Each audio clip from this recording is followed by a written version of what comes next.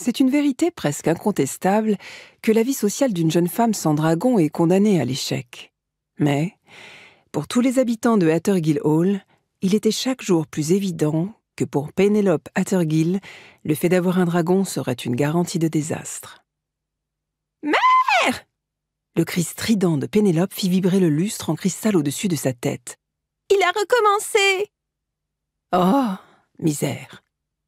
Lady Hattergill ferma les yeux, s'enfonça dans son fauteuil et agita faiblement son mouchoir en direction de sa nièce. « Veux-tu bien t'en occuper, Elinor ?»« Oui, ma tante. » Avec un soupir, Elinor posa son raccommodage et se leva pour voler à la rescousse de sa cousine.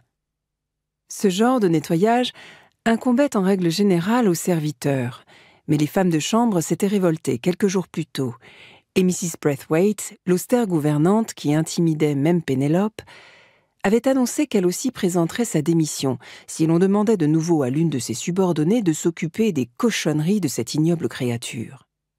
Et comme on ne pouvait pas compter sur Pénélope pour nettoyer derrière elle, cela ne laissait donc qu'Elinor, comme toujours.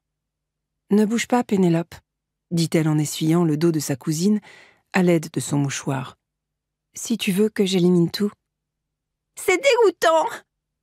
Pénélope gigota d'impatience et fusilla du regard le dragon aux couleurs vives perché sur son épaule. « Et c'est ta faute! Horrible créature !» D'un geste brusque, elle leva la main et le poussa de son épaule. Le dragon remua en vain ses minuscules ailes bleu cobalt, puis bascula cul par-dessus tête en direction du sol. « Pénélope !»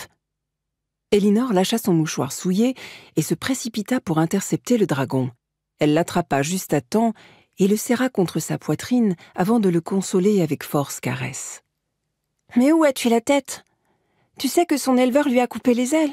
Il aurait pu se faire mal. »« Bien fait pour lui !»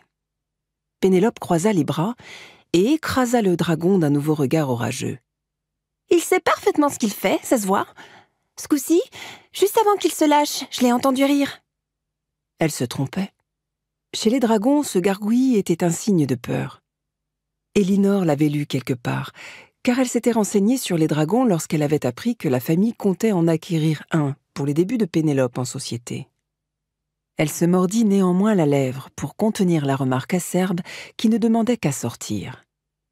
Son statut de parente pauvre ne lui donnait pas voix au chapitre au sein de cette maisonnée, surtout lorsqu'il s'agissait de sa cousine Pénélope. De même, si elle laissait Pénélope voir l'expression de son visage, cela lui vaudrait de gros ennuis. Elle baissa donc la tête pour regarder le dragon qui frissonnait dans ses bras. Du bout du museau à la pointe de la queue, Sir Jessamine Carnavora Nathos ne mesurait qu'une 60aine de centimètres, mais, pelotonné tel qu'il l'était actuellement contre elle, il n'était plus qu'une petite boule de chaleur qui lui rappelait le vieux chat de son enfance. Cependant, ses yeux dorés et inquiets clignaient au milieu d'un visage qui scintillait d'un bleu et d'un vert si profond que ses écailles avaient l'air d'autant de joyaux.